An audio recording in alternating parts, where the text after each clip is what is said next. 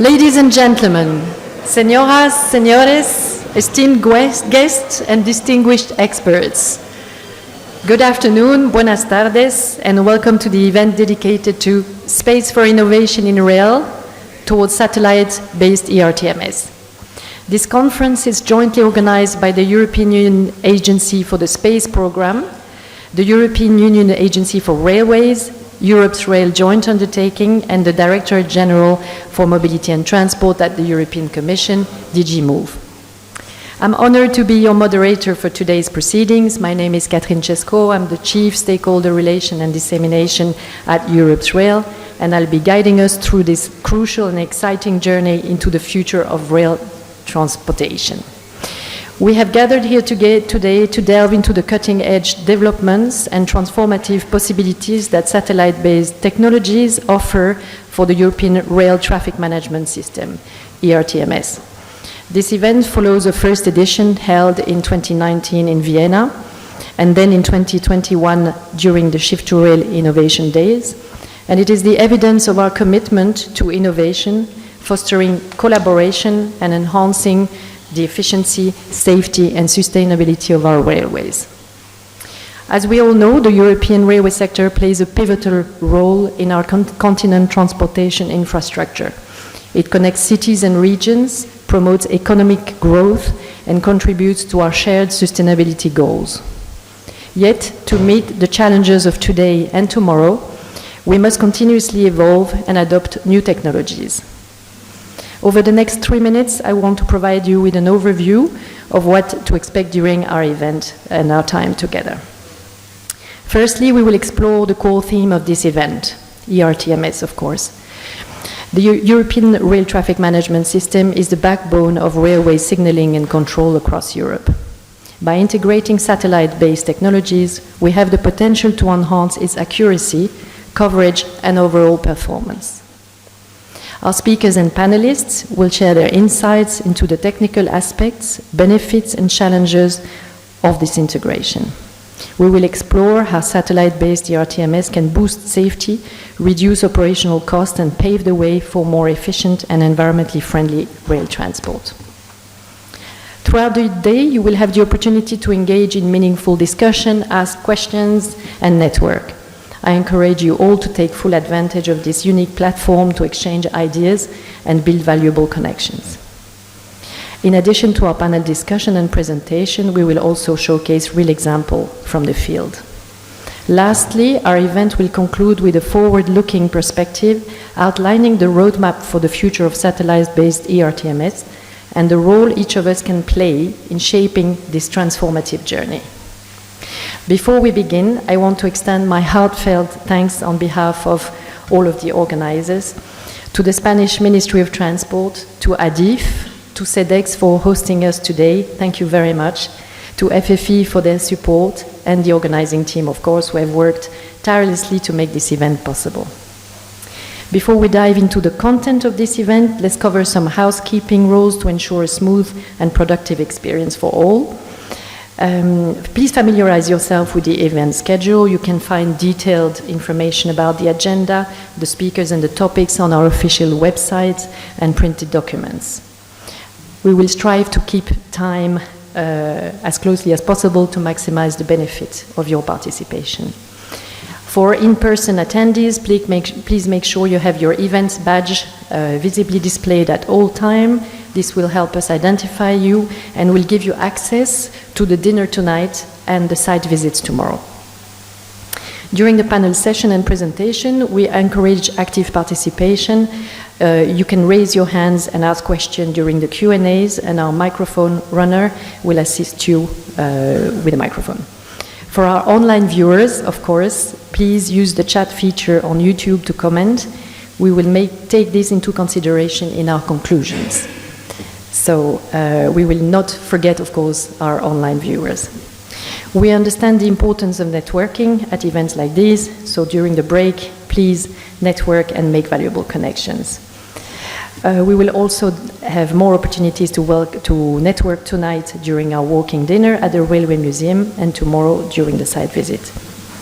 For our online audience, consider connecting with other fellow participants on LinkedIn or professional platform to foster further discussion.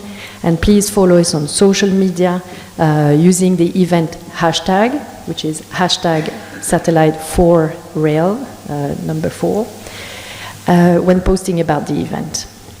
This event has been recorded and will be made available for future reference. In addition to the YouTube live stream, you can expect to find recordings, presentation slides, and other relevant material on our event websites after the event concludes.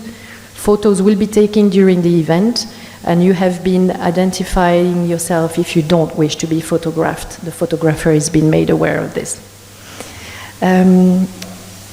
We greatly value your feedback on this event, so we will be sending you a short online survey at the end of the event to collect your thoughts and suggestions.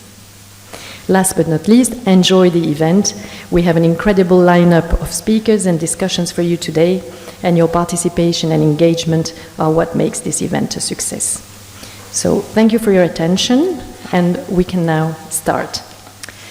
So to officially launch our event, I have the pleasure to invite Dr. Mrs. Aurea Perucho, Director of SEDEX, to share a welcome statement with us. Dr. Perucho, the floor is yours.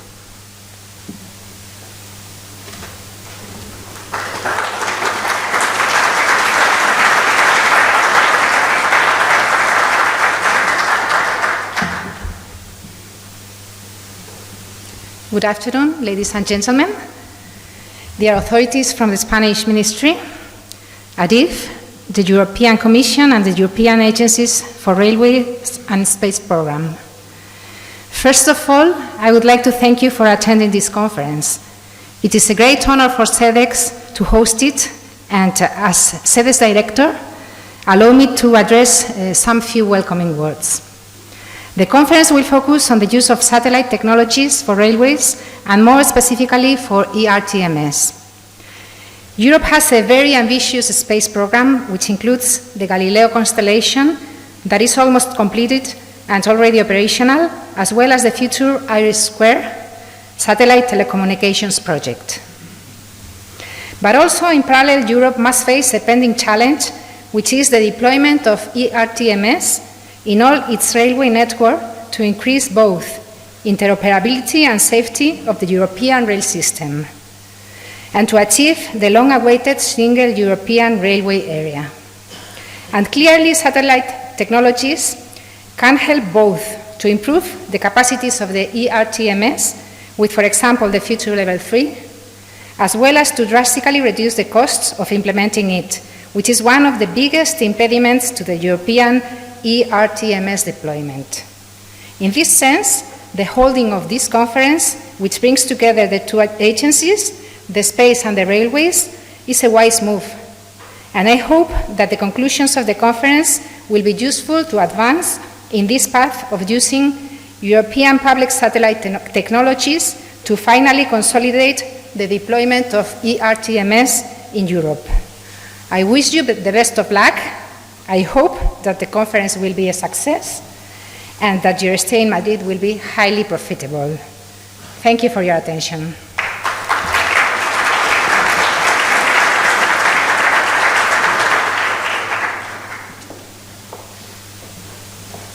Thank you, Dr. Perucho, for this introductory words.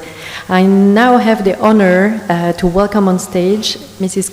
Carmen Librero, Spanish Special Commissioner for Transport, Mobility and Urban Agenda. Mrs. Librero has a substantial transport and European affairs experience. Special Commissioner, the floor is yours.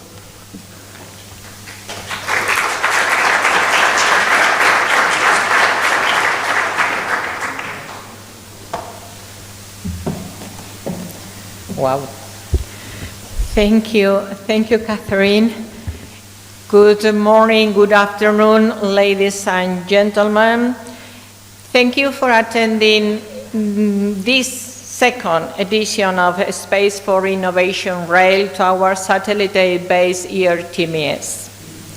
I'm truly delighted to be given the opportunity to open this event that combines, on the one hand, the space sector, in which I have been working for a long time, and on the other hand, the application of its data in railway domain, to which I had to pay particular attention during my time as Secretary General of Transport. My first words will be of gratitude to European Railway Joint Undertaking, the European Union Railway Agency, the European Union Space Programme Agency, and the European Commission. Representative by Executive Directors Giorgio Travaini, Joseph Doppelbauer, and Rodrigo da Costa, and the representative of European Commission, Substitute Elisabetta Luque-Niuk. I try to say perfect. Okay. Thank you for its continuous effort to develop the best satellite system in the world and introduce them to the transport sector, in particular in railway sector. Also, I would like to thank you, our hostess, the Center of Studies and Experimentation of Public Works, FEDEX. Thank you for welcoming us all to your premises. It is that this event will have no meaning without the contribution of all the speakers that will share their knowledge and vision with us during the next days. Thank you very much for your participation. And finally, thank you very much to all of you that have registered to the event and are here with us. Spain sees space a clear opportunity to improve rail transport and is clearly committed to the study of these technologies and their potential application. Proof of this is the number of the national experts who participate in these sessions, as well as the involvement of the public administration in the organization. I would like to thank you, Marisa Dominguez, President of ADIF, for her presence here today as well, perhaps later than now. The Space for Innovation in Rail event is organized under the Spanish presidency of the Council of the European Union, and its objective is to debate the introduction of the European Union satellite programs in the railway domain. When my team presented the idea to me a year ago, more or less, I immediately told them, let's go for it, aware of the enormous contribution that the space could have in the role of the rail as a key factor for a green and sustainable transport system in Europe. Compared to the others, the railway domain appears as a real opportunity for decarbonization and route optimization. However, to take advantage of its full potential, the rail sector should be embrace the latest innovation in green and digital technologies, paving the way to increase its cost effectiveness, to operate even safer, to improve passenger experience, and to contribute to the decarbonization of European transport system, in complete alignment with the ambitions established by the European Commission in this matter. To fulfill those objectives, the different components of European Space Programme will play a fundamental role.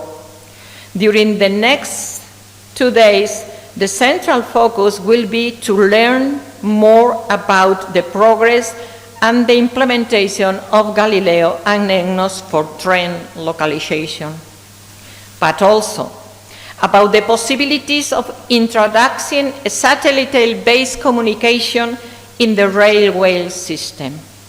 The use of Galileo and EGNOS was addressed in the first edition and now will be further developed in this second.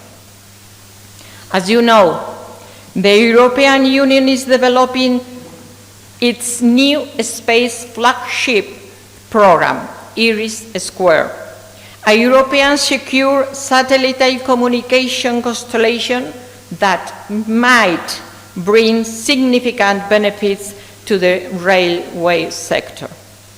Therefore, it is a real luxury and challenge to include a panel on this innovative technology in this second edition. The technology evolution in the rail sector cannot be understood without space technology, whose application boosts efficiency, safety, and overall performance.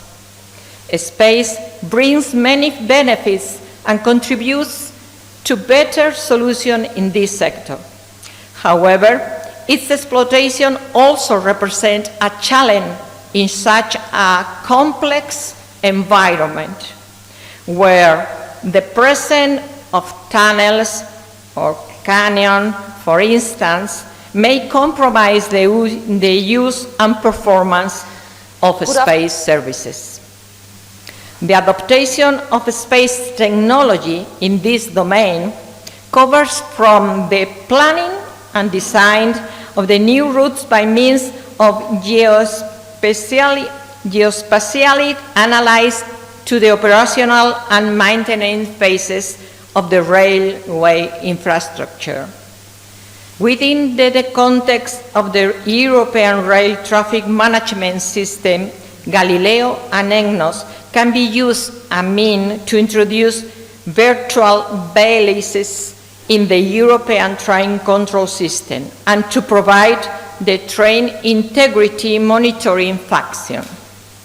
Outside Europe, satellite navigation systems are already being deployed for train control, mainly in the United States, and may contribute to preventing accidents through real-time monitoring of train position and speed.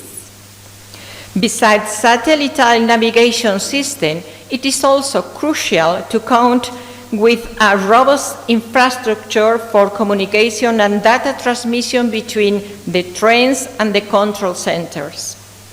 In this respect, the European IRIS² may provide a communication infrastructure for railway operation, for example, in remote areas or where terrestrial networks are unavailable. Earth observation programs such as Copernicus may well contribute to the monitoring of the railway health status and to the detection and response to natural disaster, preventing accidents and damage to the rail infrastructure. Space data may be used to monitor the condition of tracks, bridge, and rolling stock, enabling predictive maintenance and minimize downtime. Satellite-based weather monitoring may help railway operators to anticipate extremely adverse weather conditions. To sum up, space technology plays a crucial role for the railway sector, and the adoption of the space-based solution will contribute to a more sustainable, resilient, and efficient transport, reducing the environmental impact of the railways, optimizing energy consumption, and lowering emissions. A glimpse to the program shows that today's event is the place to learn about all of this. During the sessions, we will have the opportunity to listen a myriad of presidents, vice presidents, director generals, and senior engineer managers representing the whole value chain of the sector, including manufacturers, infrastructure managers, operators, regulators, decision makers, and academia. They will share with us the state of play of space innovation and digitalization technologies in the railway domain, together with their vision and prospect for its implementation and adoption by the rail community. Finally, I would also like to draw your attention to the 4 unique visits that the organization has organized, and which includes Atocha train station, ADIF traffic control center, FedEx ERTMS railway interoperability laboratory, and FedEx Trackbox laboratory. I would like to conclude by once again thanking the European Railway Joint Undertaking, the European Union Railway Agency, the European Union Space Programme Agency, and the European Commission for organizing this event, and our host, FedEx, for their hospitality. I trust that this event meets your expectation, and that you return home with a new knowledge, new partners, and new desires to develop initiative ideas in rail system. Thank you.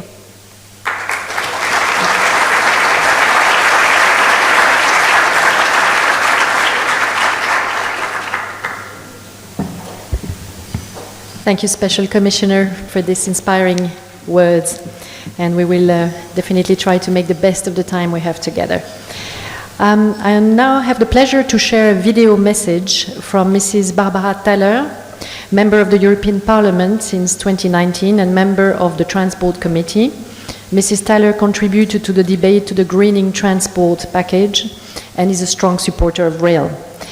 She was at the heart of the resolution of 7 July 21 on railway safety and signalling, ensuring synergies between ERTMS and GNSS.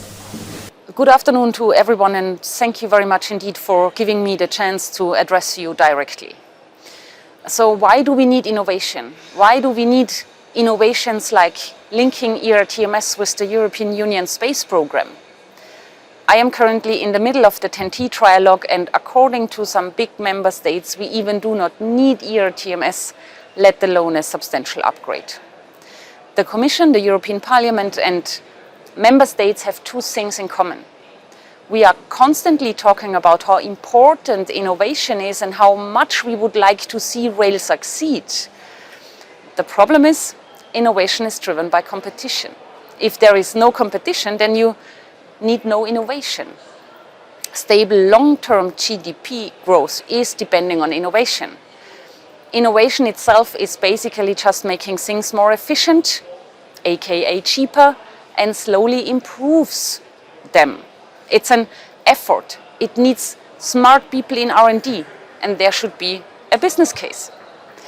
Sadly, the railway sector is a bit short of competition, except for the early days where a locomotive could drive through Europe and unlock whole continents around us. However, since more than a century, railway is stuck in various national borders. Please don't get me wrong. Being more efficient, being innovative is of course important for incumbents, but sometimes I have the feeling that keeping the market closed seems to be almost as important. Sure, the market is now more open than it was before, but if we look at the passenger side, almost every train is running on PSOs. If a privately owned company has the chance to get a train pass in order to compete, then it is still competing against the taxpayer. And as it stands, the taxpayer has deep pockets. The same is partly true for the supply industry.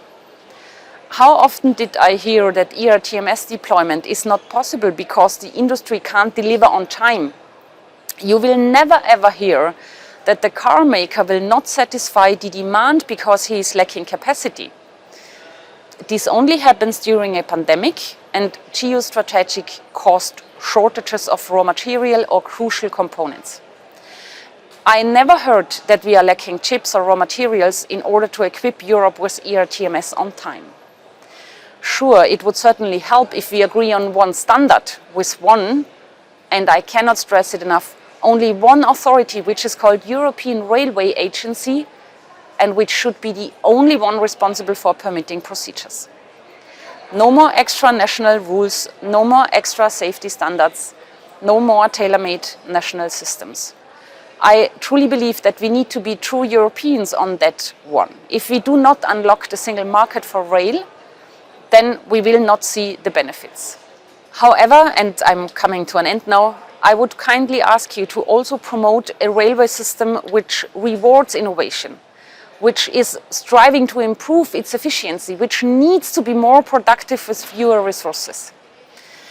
If we would have such an environment, then I would not need to argue with certain member states if 2060 is not a bit late for implementing ERTMS. I wish you a successful and rewarding event. You choose a perfect topic, and thank you very much once more for giving me this opportunity. All the best from Strasbourg.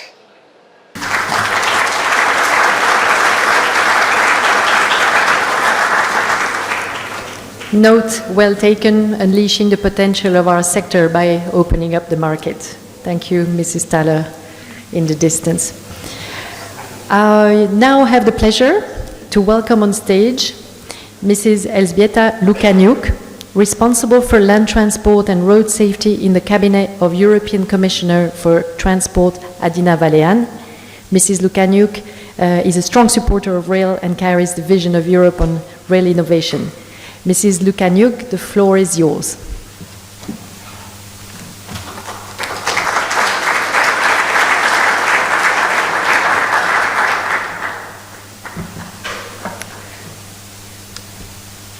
Good afternoon to everyone, and ladies and gentlemen, dear colleagues. It's not very often that we have the opportunity to combine rail with space, and it's really my pleasure to be together with you today, especially as we are under the Spanish presidency of the European Union Council, and this is the opportunity for the Spanish authorities to leave their mark on the European agenda. And I'm also very happy to be here today with you, as we are on the day where Commissioner Vălean, European Commissioner for Transport, is together with all commissioners, with our President in the plenary session in Strasbourg for the annual delivery of the State of the Union address. And I don't know if you had the opportunity to watch the State of the Union address, but I just wanted to bring two elements for you. One of the elements from this big political context is the European competitiveness. And actually, this is extremely timely event that we are having today, because competitiveness of the European economy actually depends on the access of the European companies to the innovative solutions, to all modern solutions.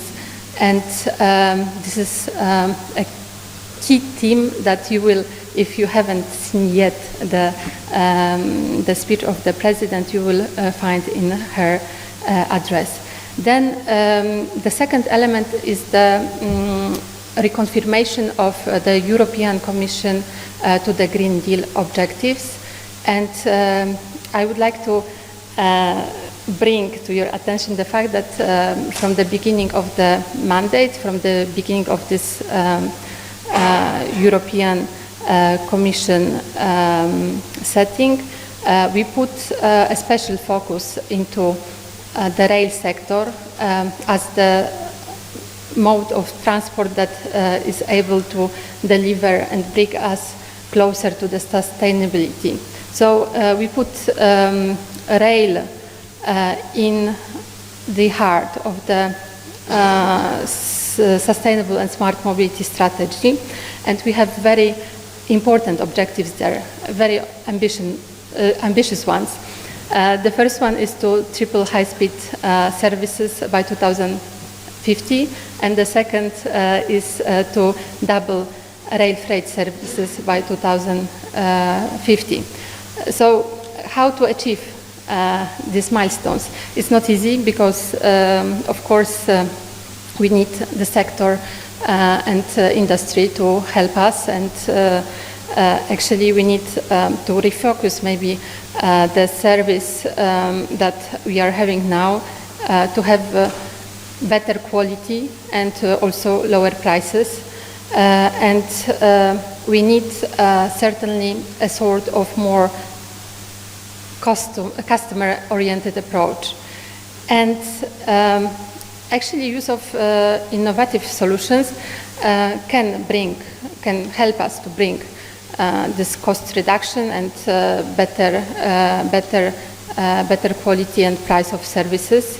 And I'm happy to see that actually space technology for train positioning can be one of the technologies that reduces the cost of train infrastructure and operations, and it also increase the flexibility of operations. It can also increase the frequency and punctuality of services.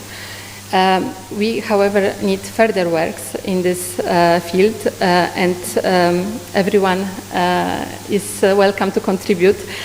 So Europe's Rail, the European Union Agency for Railways, as well as European Union Agency for the Space Program.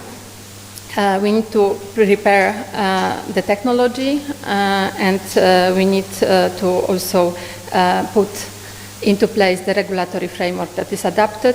But then we come to the deployment phase where huge investment is needed on the side of the sector and on the side of the railway undertakings and infrastructure managers.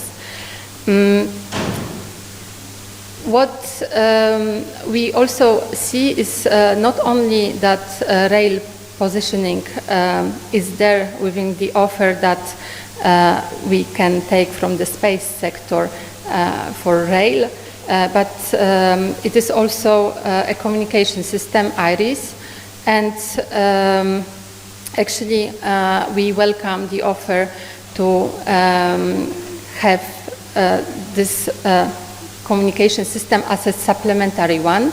Actually, our intention is to align it and make it complementary to the future railway mobile communication system.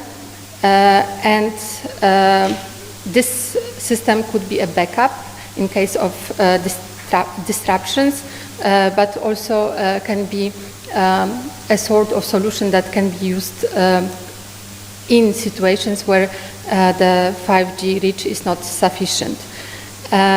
What it will bring to the sector is actually the resilience, increased resilience, as it could serve as backup for any kind of crisis, natural disasters, technical failures, etc. And also we see this as a way forward to follow. Nevertheless, As I said, we are not very often discussing all together all these elements and finding the practical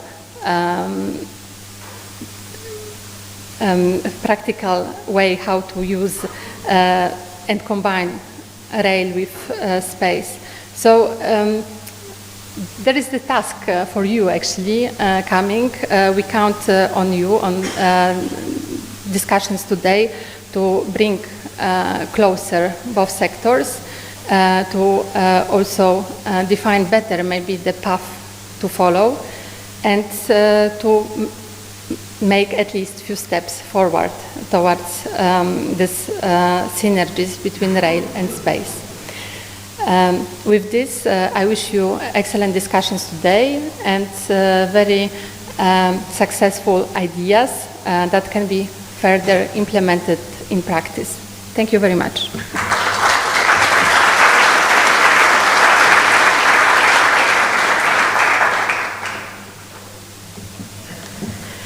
Thank you very much, Mrs. Lukaniuk, for these encouragements for us to deliver concrete path towards the future and the exploitation of the potential of satellite for rail.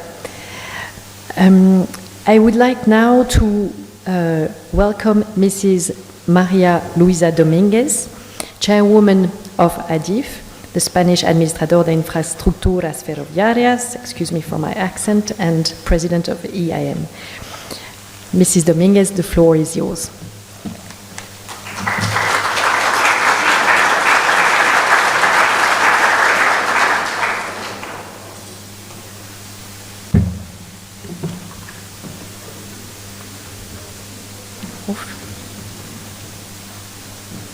Confusing. Okay. So, good morning all colleagues and so many known faces. Welcome to Madrid. Ladies and gentlemen participating in this session, thank you all for your presence here in Madrid. Today I'm honored to address you in the context of the Space for Innovation in Rail event on 3 different subjects. The first is to highlight ADIF's commitment with ERTMS rollout. The second will be to introduce 2 European Union initiatives that will be discussed during the later sessions in the next 2 days, and their application for rail. And third, and finally, will be to introduce ADIF's current innovation actions able to use the spatial developments to speed up the roll-up and migration processes. This final element will be explained in full detail tomorrow during the last day of conferences and panels. Over the last years, ADIF and ADIF High Speed have deployed and commissioned 2,800 kilometers of lines with fully operative ERTMS. Such a remarkable achievement has allowed us, and therefore Spain as a member state, to become pioneers and clear references within the European Union for the rollout of the system.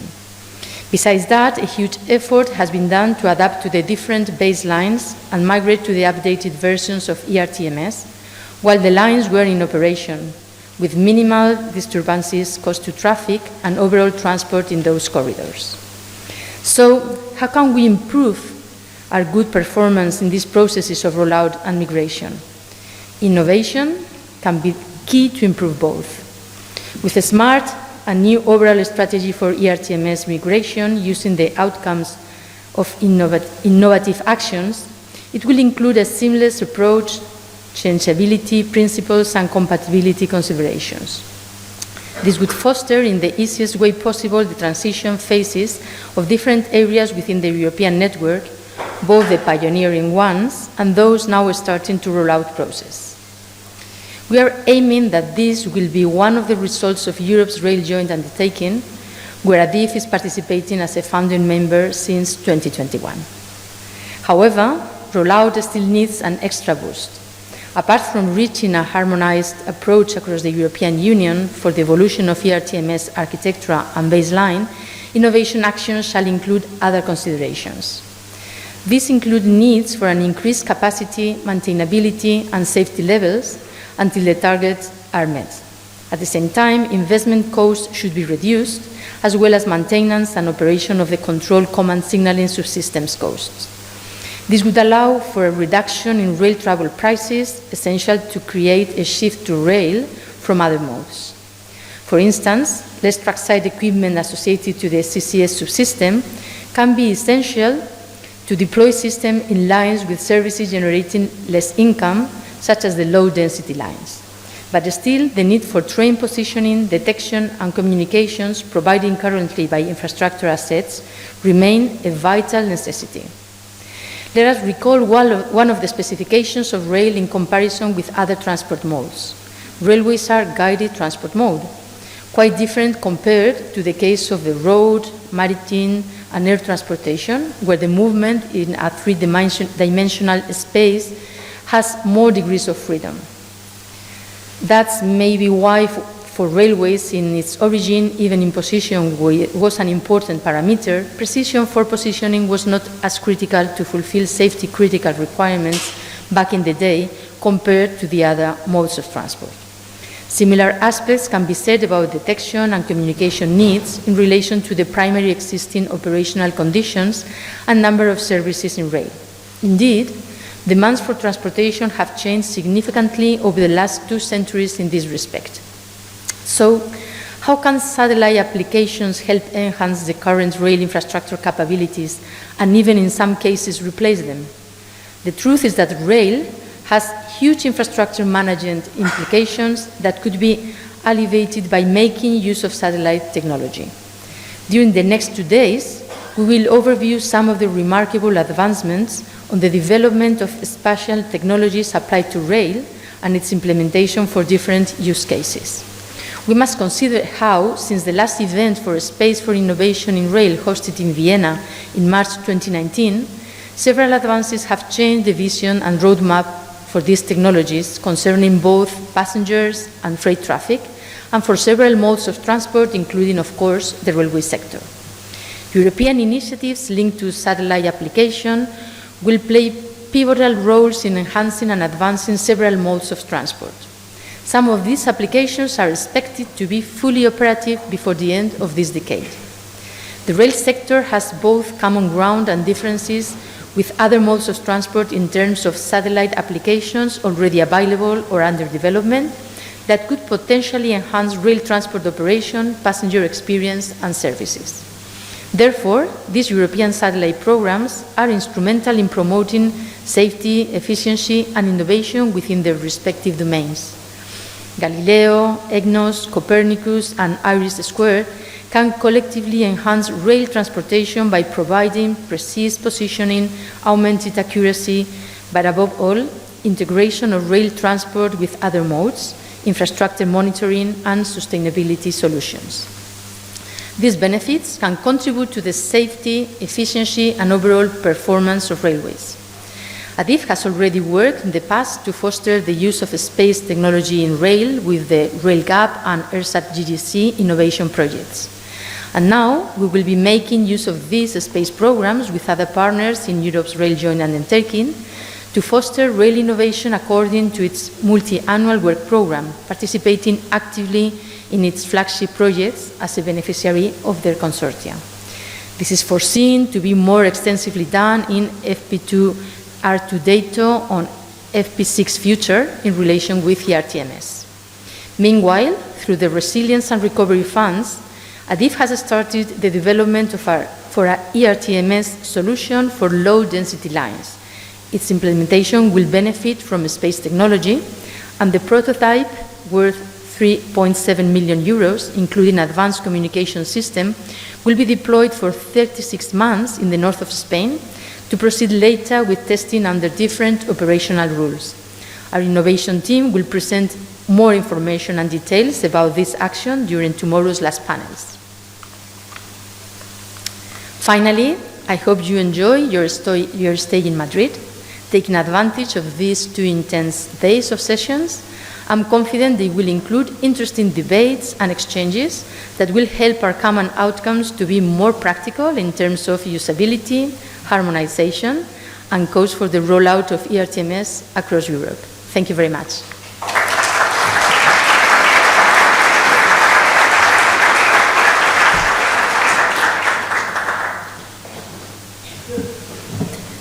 Thank you, President, for sharing your thoughts and way forward on satellite solutions applied to rail. Important aspect raised on safety and operational challenges and costs. To conclude this session, I have the pleasure of inviting now Mrs. Anna Samsel van Hasteren, Deputy Head of Unit at the Directorate General for Defense, Industry and Space at the European Commission. With her substantial experience in space data service collection, Mrs. Amsel will point us in the right direction for space innovation in rail.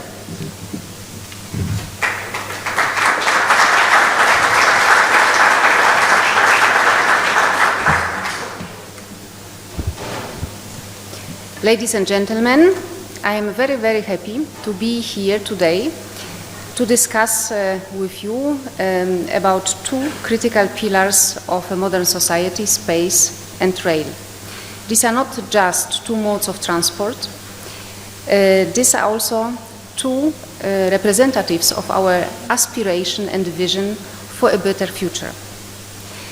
The EU Space Programme is a collaborative effort that aims at enhancing Europe's capabilities in satellite technology and space-based applications. It builds upon the success of two flagships of the European space innovation and technology, Galileo and Copernicus, which have provided the European Union with satellite navigation and Earth observation. Galileo provides high accuracy and reliable positioning data, reduces our reliance on foreign systems, and enhances EU autonomy and security. It is evidence to the power of collaboration and innovation in the European Union. Copernicus provides space data essential for Earth observation, such as environmental monitoring, disaster management, and climate change assessment. Copernicus data help us to take informed decisions about sustainability policies and developments. The EU Space Programme plays also a crucial role for security and defense, as it is already with Galileo Public Regulated Service. The new secure connectivity constellation, IRIS², will ensure secure and reliable satellite communication to support governmental, military, and critical infrastructure needs. The EU Space Programme fosters, of course, innovation. It supports startups in the space industry, it drives economic growth, and it offers jobs. And this is very much in line with the message that the President von der Leyen passed today to the European Parliament, that Europe needs more innovation to be more competitive. I think the space program is an ample example where Europe delivers on innovative solutions and on improving its competitiveness. As we venture into space, we should not forget the importance of maintaining an efficient and sustainable transport on Earth. Rail transport is a tested solution that has connected communities and countries over centuries. Rail infrastructure and services are also essential for achieving sustainable, efficient, and interconnected transport in the Union, and rail sector contributes, of course, to the objectives of the European Green Deal and sustainability. The intersection of space data and services and the rail industry presents a range of opportunities for enhancing efficiency, safety, sustainability, and security in the rail transport. So first, navigation and positioning data delivered by Galileo and by EGNOS can improve the information on train positioning, hence improving and increasing the level of safety in the rail transport at a lower cost. Navigation and positioning, we could also imagine that they can be used to develop client-friendly solutions in the field of logistics, allowing tracking and shorter delivery times, important for clients. Second, the use of Copernicus data provides benefits in terms of infrastructure monitoring and detecting hazards around rail infrastructure, such as tracks. And third, the services provided by the secure connectivity, IRIS², offer several advantages, for instance, wide coverage, where the terrestrial systems fail, resilience, data security, and real-time monitoring. The integration of space data and services within the rail sector can create a powerful synergy. It can be an enabler for the rail sector to transform its operation and deliver better services to clients at a lower cost. And let me draw a parallel. The use of navigation and positioning data in cars enabled an emergency in-vehicle call already years ago.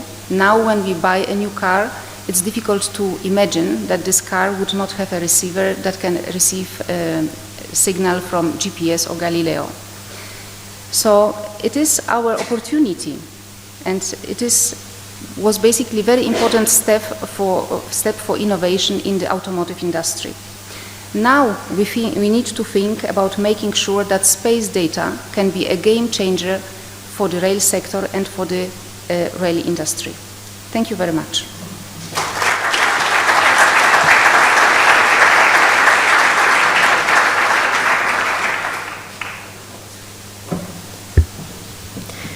Thank you, Mrs. Samsel.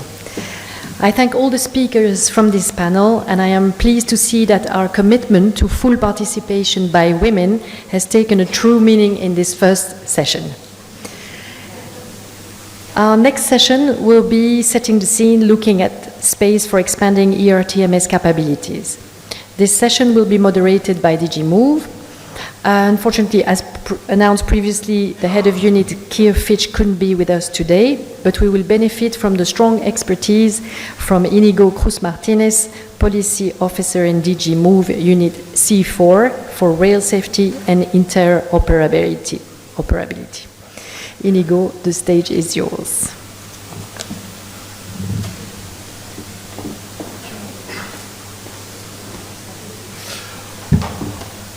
Good almost afternoon, I guess, in Spain now. Buenas tardes a todos.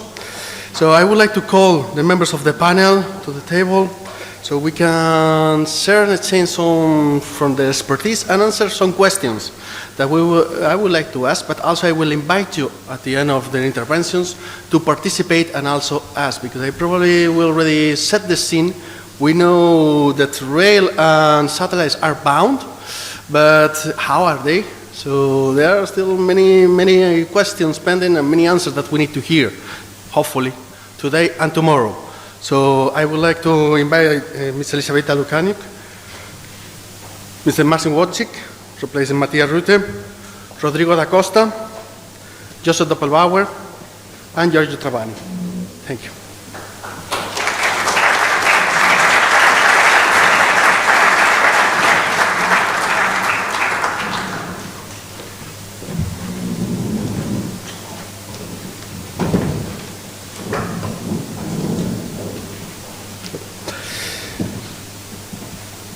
Thank you, everyone. So, first of all, a small rule. You will have 5 minutes to answer the following question. I will need to be a bit sharp on this, otherwise we'll step into too much delay, unfortunately. And also I would like to share you one thought, because this morning, as it was already mentioned, it was the Statement of the Union. Our President, Ursula von der Leyen, mentioned the following. They say, when Europe is bold, it gets things done. Interesting. They say, let's deliver today and prepare for tomorrow. So the question I got, in general, is how can we deliver? Because we have spoken of the potential outcomes, the potential interfaces between satellites and rail. But do we know how to do it real? If I'm a citizen, an ordinary citizen, taking a train nearby in a touch station, when will I see the trains using satellite technology? That's the big question. But if I'm allowed to be more concrete, taking advantage of all your expertise and your great overview on rail sector and satellite sector, well, I will start with you, Elisabetta, asking you about the Commission position. I mean, what do you expect from all this? What is from your perspective, the way forward? much, Inigo. Actually, I think that I already explained a lot in the introduction, but I would like to just maybe point out to the most important element that should accelerate the deployment in future. So I think that this is the very concrete question of the cost reduction for the industry, but also for the operators and infrastructure managers.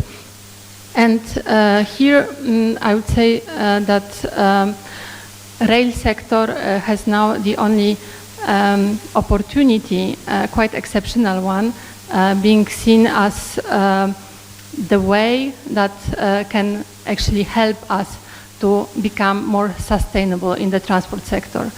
And when I say this, this means also that there are quite a lot of support, financial resources within the European programs for rail investment, including also works within the Europe's rail joint undertaking, but of course within lots of the EU funding programs.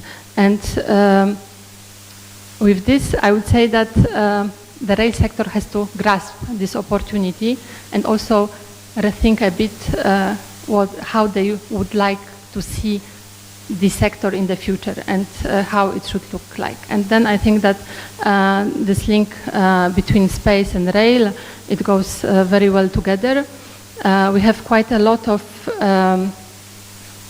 new technologies that are considered, and it's also thanks to the shift to rail, the previous joint undertaking that brought quite a lot of innovation for us that is ready to be taken by the sector.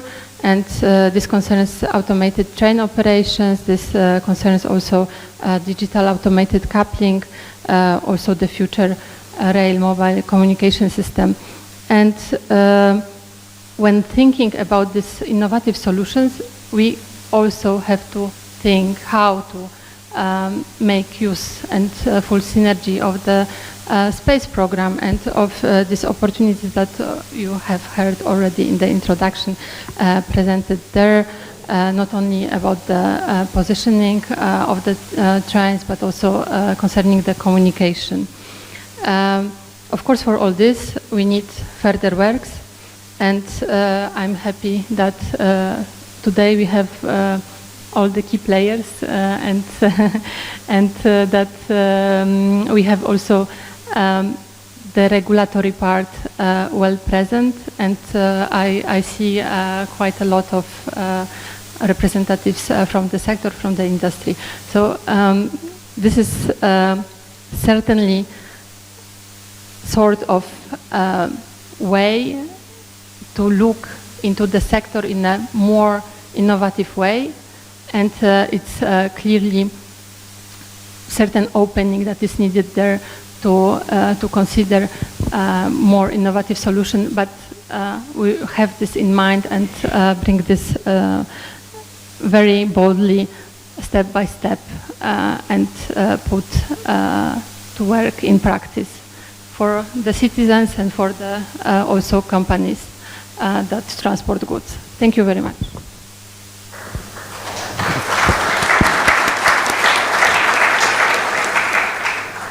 Thanks a lot, Elżbieta. That's very interesting. And building on top of that, I would like now to ask to Marcin. Now, he's an expert on the Trans-European networks. He knows quite well the development of ERTMS and the struggle to develop it. So what can you tell us maybe about the opportunities and obstacles that you see in order to make this combination real of satellite and ERTMS? I don't know, can you hear me? Okay.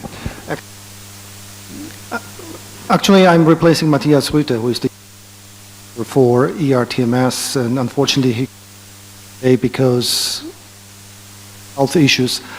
And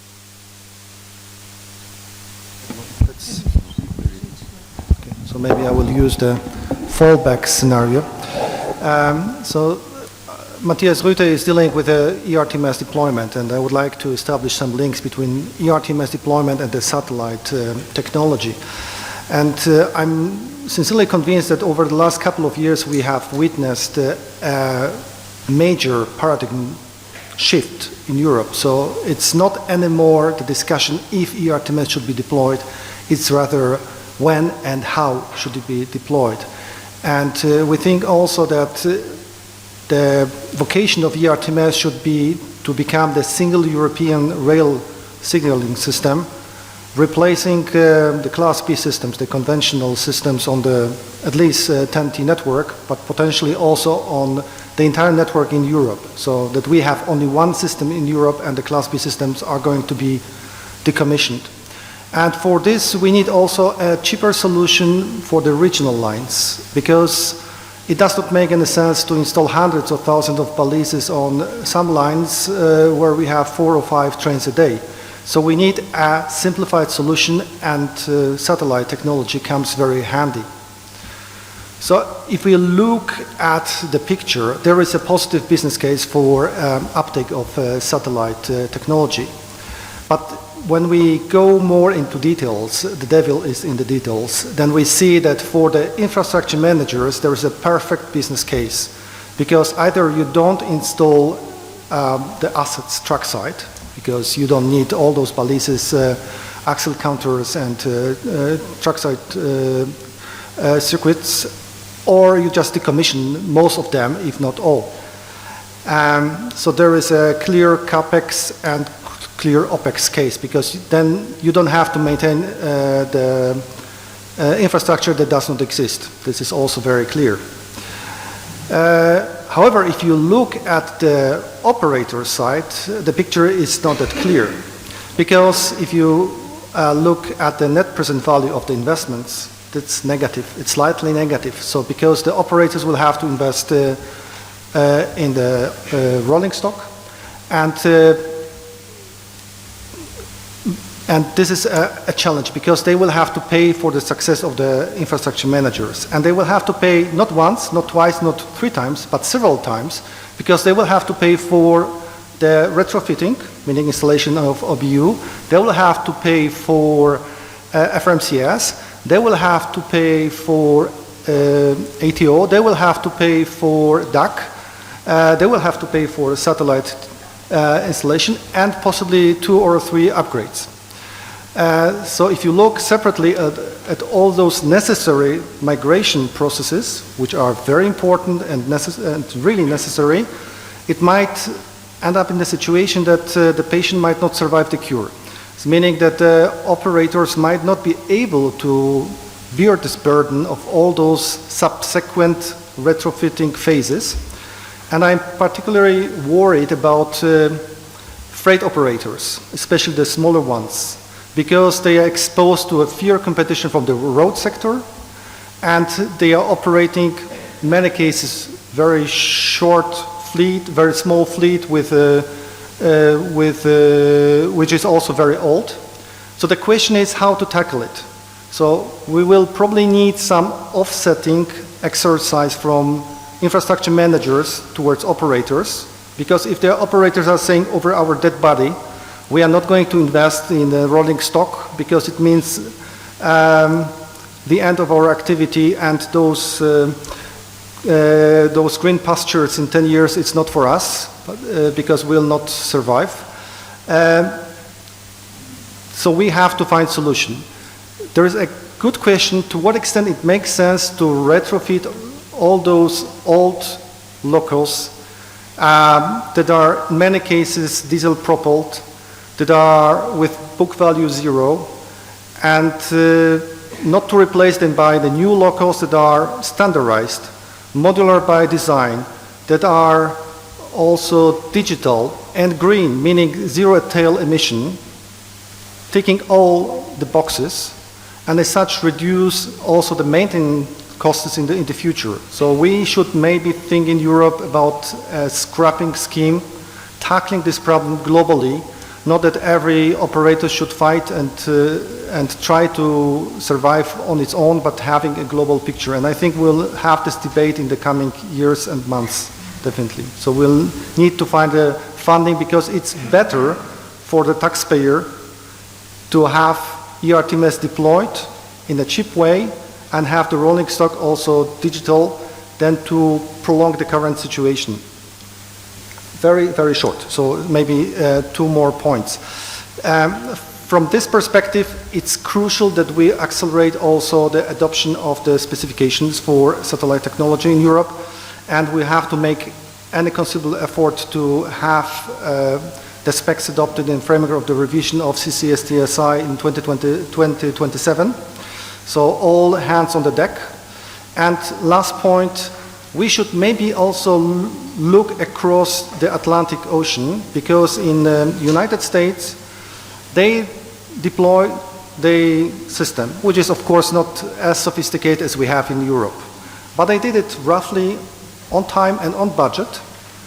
And what is very important, that their system is also based on the satellite technology, and it's 10 times cheaper than the European system.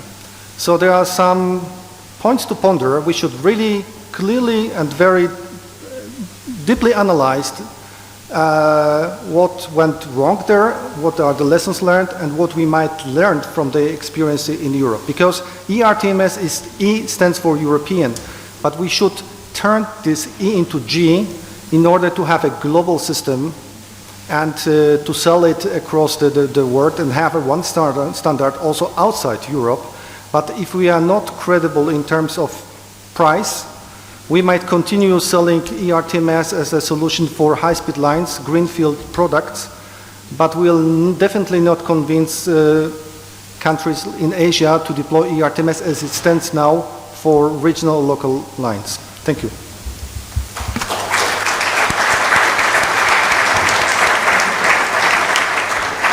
Thanks a lot, Martin. I mean, there's plenty of questions that we need to solve all together. I mean, it's not a question of, hopefully some of them could be solved these days. We will see. Otherwise, in the coming months and years, as you mentioned.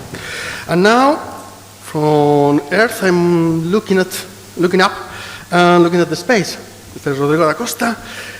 My question is simple. I mean, you know better than anyone in the room about satellite and space technology. So, from your perspective, for you, what type of client is Rail, and how can you help them? Thank you very much for the question. So good afternoon also from my side. And by the way, thank you very much, Martin, for your intervention, because I think I'm going to pick up from where you left it. Of course, I will take a little bit the space view, the space perspective.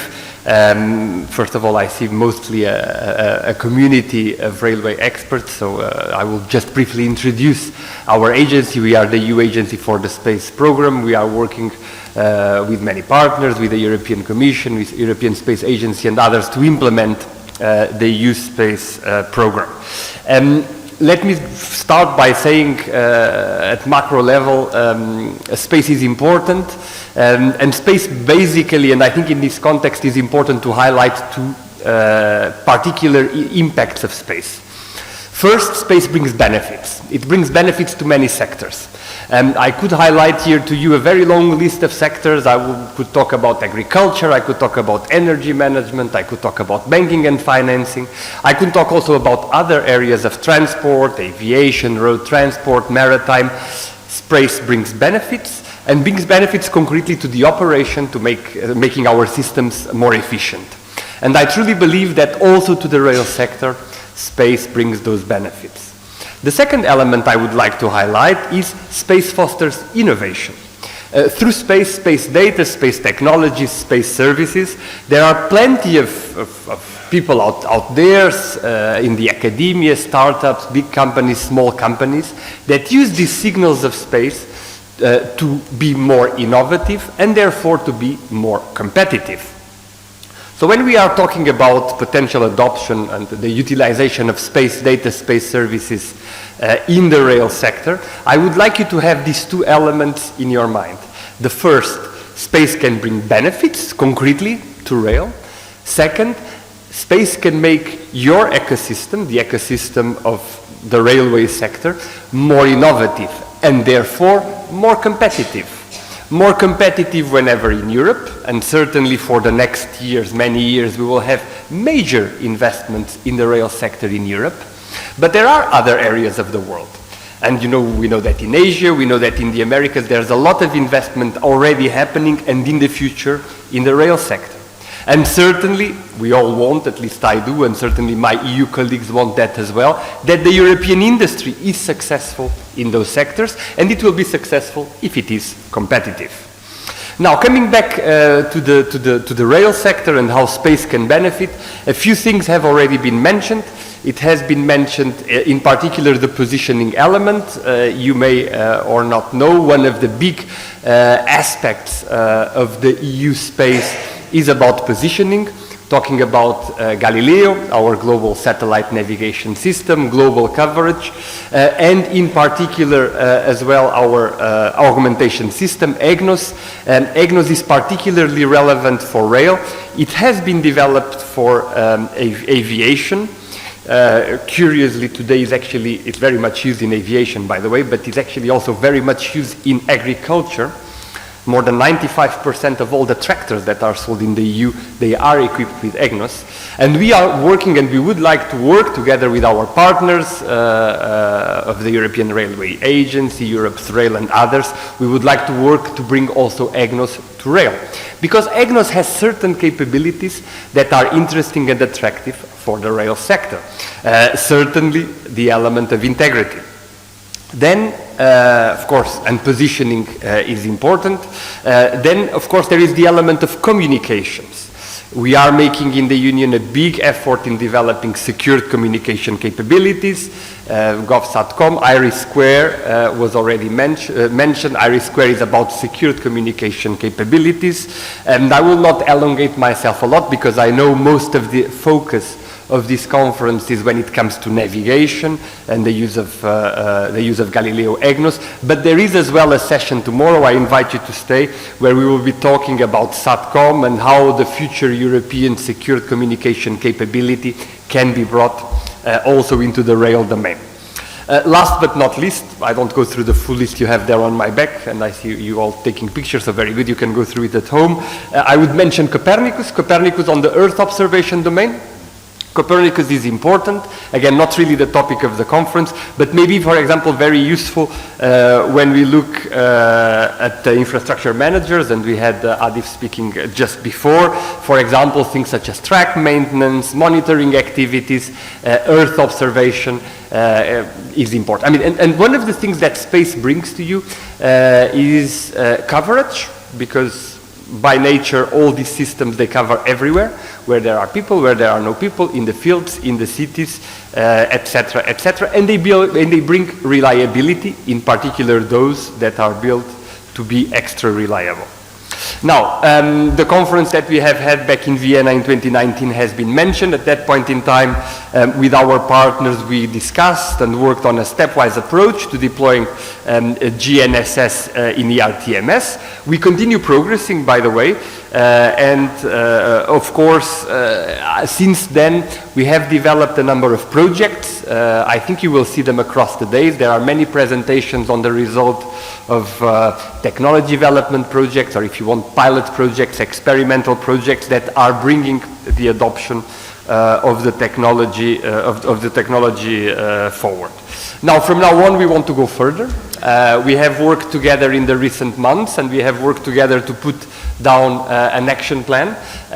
Certainly, it's an action plan that is ambitious, but I think the rail sector and the push that there is on the rail sector fully justifies our ambition. And we are ultimating the details because we really want to push forward, and we really, that is our intention, also that of our partners, we really want to bring space to the tracks. Thank you.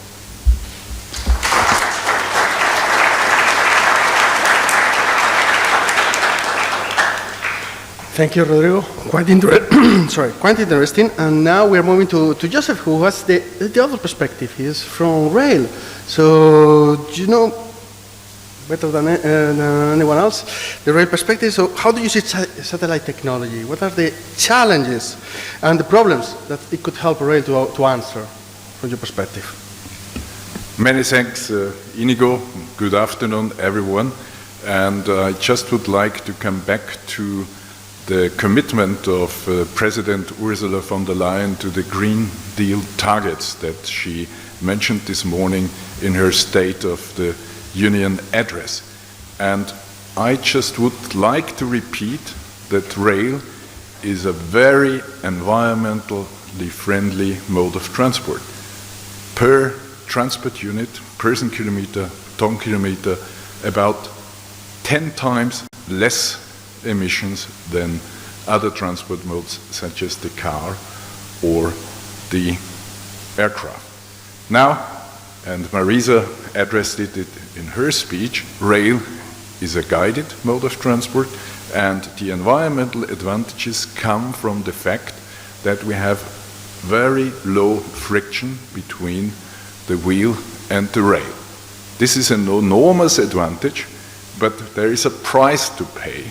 The price to pay is that we have long braking distances, and many here in this room have the task, working in the control command and signaling domain, to develop and maintain systems that protect trains from each other so that we avoid derailments and collisions. So, in short, we can solve fundamental problems of rail, meaning to detect the position and the speed of trains, but also the safe communication between trains and ground with satellite-based technology. And Rodrigo has already mentioned, we are cooperating, Europe's Rail, EUSPA and ERA, to seek optimum solutions. And we have heard from Marcin the economic background. We also need to seek solutions that are protecting the investment that has already been made and that remain cost efficient. Now, coming back to another problem of rail. So one issue is clearly the need to have safety systems. The other problem that we have is the fragmentation in rail. Unfortunately, we have many national systems that are not interoperable, that still have a long lifetime, and that also complicate ERTMS, because if you have to have a number of STMs, if you have to integrate these, this all makes ERTMS very costly. Marcin mentioned the price difference between the American PTC and ERTMS of a factor of 10. I could also add that I myself, I'm working on ERTMS since 1992. If I count correctly, this is 31 years, and PTC has been deployed in 3 years. So there is a significant difference in cost, but also in speed of development. A top priority for us, therefore, is to get to one European system which can be effectively developed, which can be deployed effectively and maintained effectively, because we don't have to double develop, to double equip, and to double maintain. And we heard Barbara Dahler in her speech.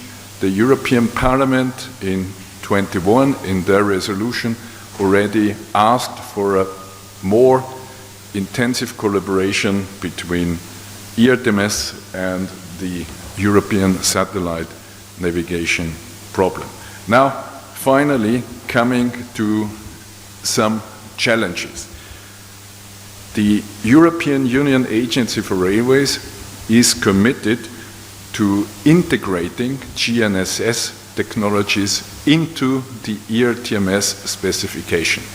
GNSS has to become an integrative part of ERTMS, and we will develop this new version of the legal framework for the next TSI package, which is scheduled for around 2027. Just for your information, and if you are interested, the current TSI 22-23 was just published last week, Wednesday, 6th of September, and will enter into force soon. Now, with this integration in the legal framework, we of course want to advance the digitalization of rail operation, and we also want to improve efficiency. Efficiency also in terms of predictive maintenance. There are some prerequisites. Firstly, we need an agreed architectural approach, and the system pillar within Europe's rail will help us to arrive there.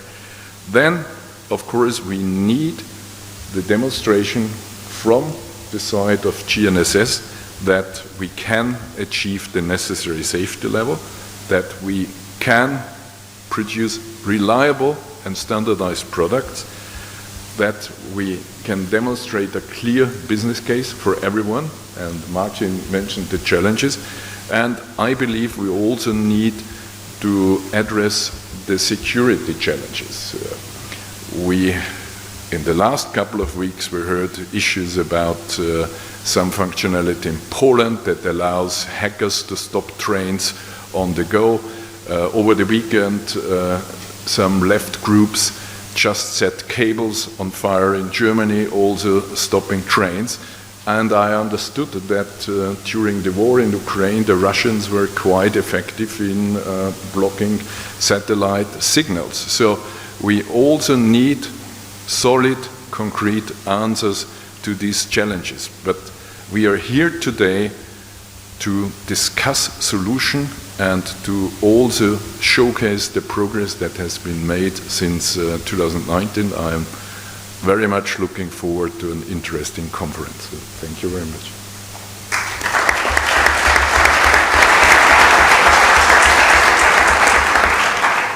Thanks, Joseph. That was also quite interesting. So now we are concluding with Giorgio, who has the perspective of the general undertaking, Europe's Rail, where the nice ideas, technological ideas, become a reality for the sector. So from your perspective, how do you see the sector working on the goals that we have discussed, on the problems that we have mentioned? How do you see it? Thank you, Inigo. Hello, everyone. Good afternoon, dear colleagues.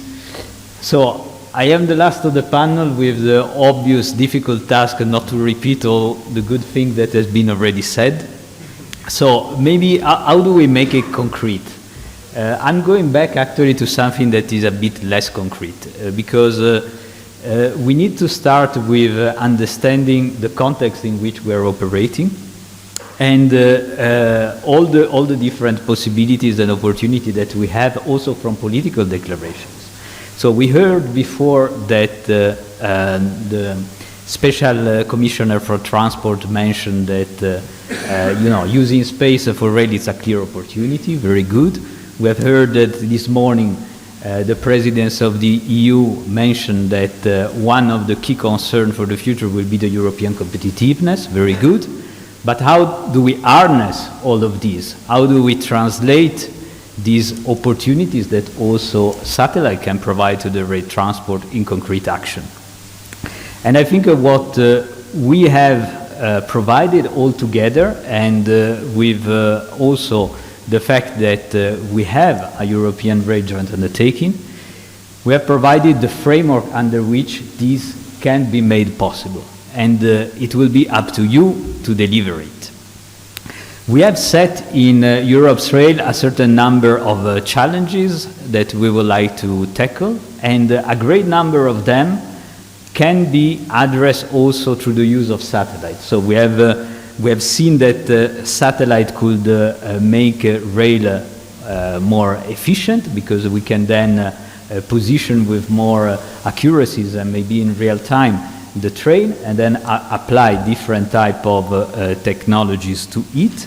We can have a more cost-efficient solution. Marcin mentioned it. But all of these, we want to have a global ERTMS system, so also increasing the competitiveness, so with a real concrete case. and addressing also all the legacy systems. So if we get rid of some components, there is no more legacy, and this is in a way also good. So how do we make it happen? Well, I think we need to have a structural and coherent approach. I think we already made a first step, and the first step is that we have created a research and innovation program that is addressing this, and this is in Europe's Rail, so it's the European Rail Research and Innovation Program. And it's good that we have been setting it up, and it's not written in stone. So today we are still further fine-tuning it. And one example of this is the collaboration that we're having now with the European Union Agency for Space, and as well as with the European Union Agency for Railway, and also ESA at the end, so that we can make a reality with the action plan that also Rodrigo mentioned, the use of satellite in rail. We also need to realize that we're not starting from scratch. So a lot has been already done in the previous Shift to Rail program. We heard from Marisa as well at national level. So what we need to do is to bring everything together under one roof. And it's not because I want that you bring under one roof, but it is sincerely, I believe that at the end we need to have one solution, one standard that will be applicable in the TSI in 2027, on which, of course, competitiveness and all of you, all the manufacturers, will compete to have an appropriate and cost-efficient solution. Concretely speaking, we have in the current program, in flagship project 2, we are planning 8 demonstration activities on the use of satellite for rail.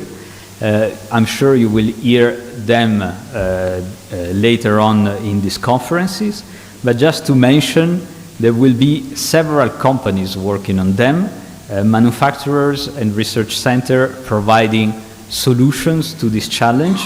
And I name them because it's important, it's a commitment also from those companies to ensure that a solution is there and available for defining better the technical specifications that will enter in 2027.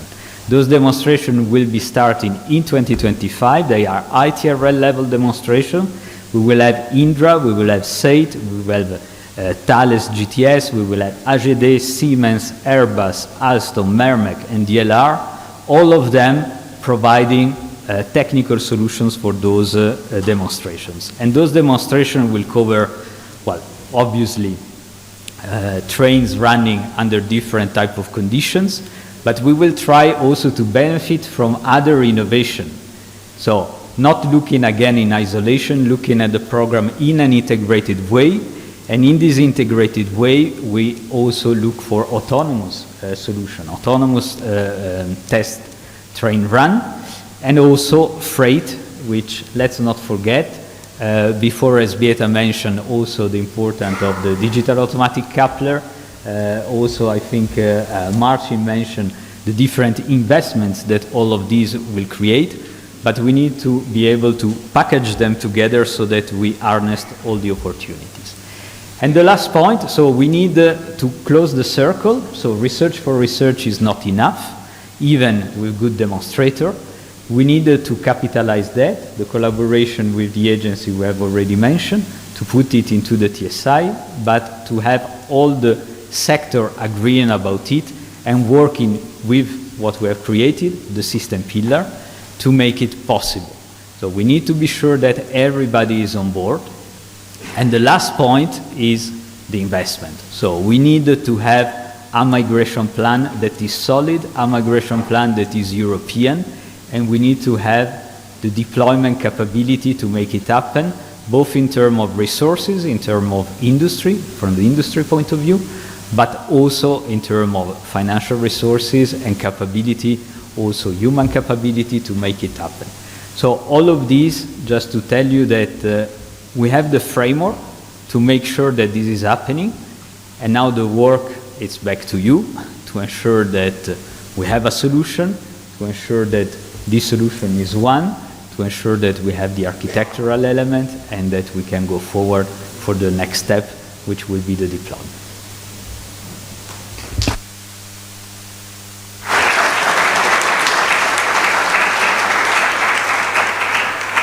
Thanks a lot, Giorgio. So I know we are a bit out of time, but let's find 5 minutes more for questions. So if anyone has a question, please feel free to raise your hand and we will approach the micro. And in the meantime, I will be a bit bold with you and I will ask you the question I got in mind. I mean, you already mentioned about an action plan, the legal framework, the new TSIs for 2027, but from the citizen perspective, educated guess, in which date, which year do you think citizens will see satellite technology being part of railways and taking advantage of it? 2030, 2025, 2050? You tell me from your perspective. Let's be bold and see if others here in the room share that vision. I will try to tackle the question by turning it around, as maybe as a politician would do. First thing, citizens are seeing space every day, even if they don't see it.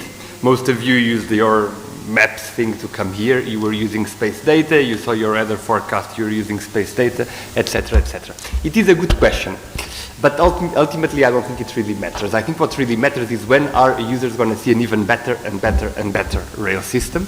And certainly, this is a stepwise process that passes through many things, including space, but not exclusively space. I mean, I'm very far from considering that space is the unique and ultimate solution to all the issues of rail, but certainly we want to contribute to that.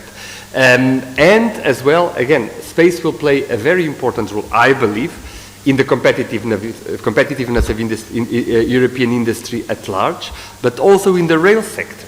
Because at a certain point in time, or not at a certain point in time, already today, but more and more, our actors, the manufacturers, the train manufacturers, the signal manufacturers, the one that build tracks, etc., will want to go outside the EU and will want to acquire business. And they will be able of doing that if their products, if their solutions are competitive, not among Europeans, but against the Americans, against the Asians, the Asian companies, etc., etc. And there, again, space can play a fundamental sector. Then, seeing space concretely on the rail sector, I think I better hand the question to the rail experts. Well, I would be tempted to say we already have space applications in rail. We already have a tracking system for wagons. We also already have some signaling applications. Some of these applications since quite some time. I mentioned the TSI package 22-23. This new TSI package contains a fundamental precondition, which is the modularity, because that modularity allows to add, and we will specify it in the next TSI, to add this positioning subsystem in a standardized manner, and satellite-based positioning can be one of the key technologies in this positioning module. Now, if we calculate and if we take into account all the results that should come out of the demonstration activities from Europe's rail, I would count that serious products should hit the market in 2030. Yeah? That seems to be a realistic perspective. We have the precondition now, we have the development going on, we will conclude the standardization of these aspects in 27, and then give the industry 3 years to come up with products that can be deployed. That should be a target that we should all be working to.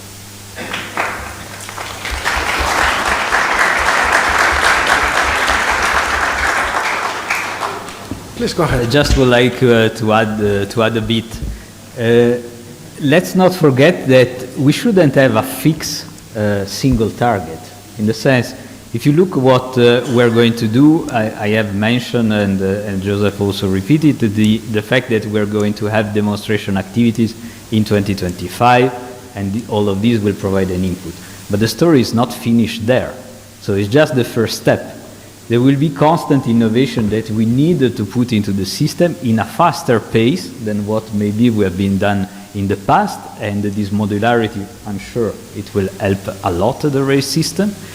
The last call of Europe's rail for research and innovation activities will happen in 2027. And then there is a project that will last 2 or 3 years.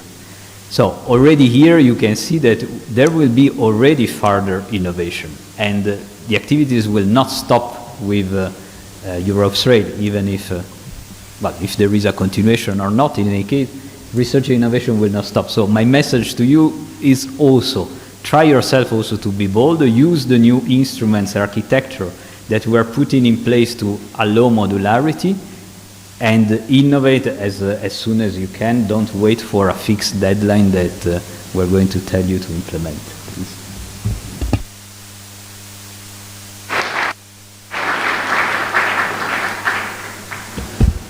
Yeah, first of all, as regards the date, so any date in the future and any delay, an additional year is just a lost year for the European railways and also for European taxpayers. This is clear. So we have to be very ambitious. And I would say that we might expect the uptake much earlier than in 2030. So I'm convinced that, for example, Finnish colleagues, I don't know if there are any Finnish colleagues in the room, are going to implement satellite technology even before 2030. So in the next possibly 5 years, there should be already some lines definitely equipped, and maybe not equipped exactly trackside with that many balises as we do now. Thank you.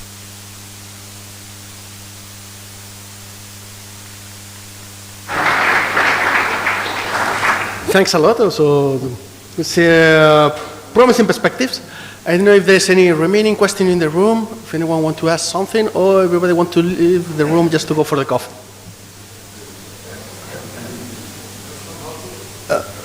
Miroslav Haltov, Chairman of the Europe's Rail States Representatives Group. I have a very simple question. I very appreciate all the presentations, speeches of all our speakers here. And when looking at the slide of EUSPA, about the products and services, I have a simple question. Space services can help railway for further development. There is no fact against.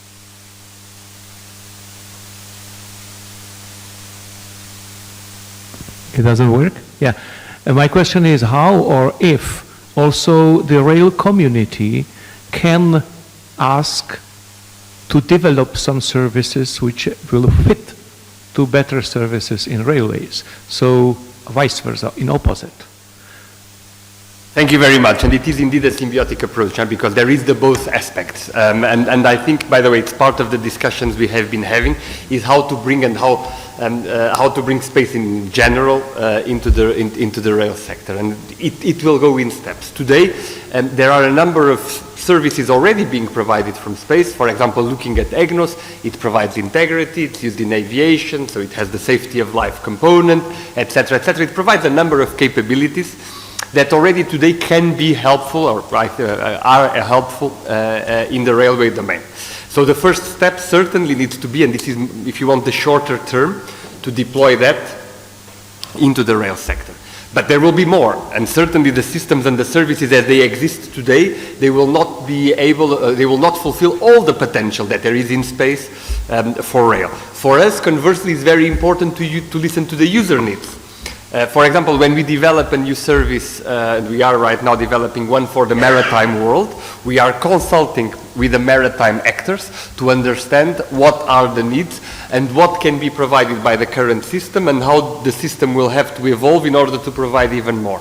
And certainly this exchange exists, but will more and more exist in the future also with the rail sector. So certainly there are the two aspects. There is a first aspect is from what exists today, what can we bring now, and certainly, I mean, we have all our delays, but what can be brought as ASAP. Second, how can the systems evolve to bring even more? And that will be through user consultations, through the dialogue with the representatives, certainly the agencies, certainly with ERA, certainly with Europe's Rail, but also in the consultations with the different associations, be it the manufacturers, the operators, the infrastructure owners, etc., etc.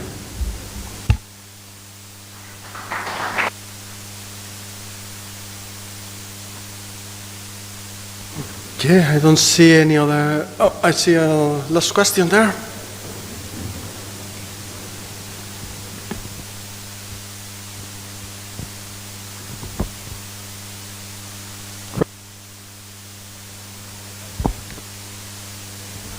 Okay, thanks.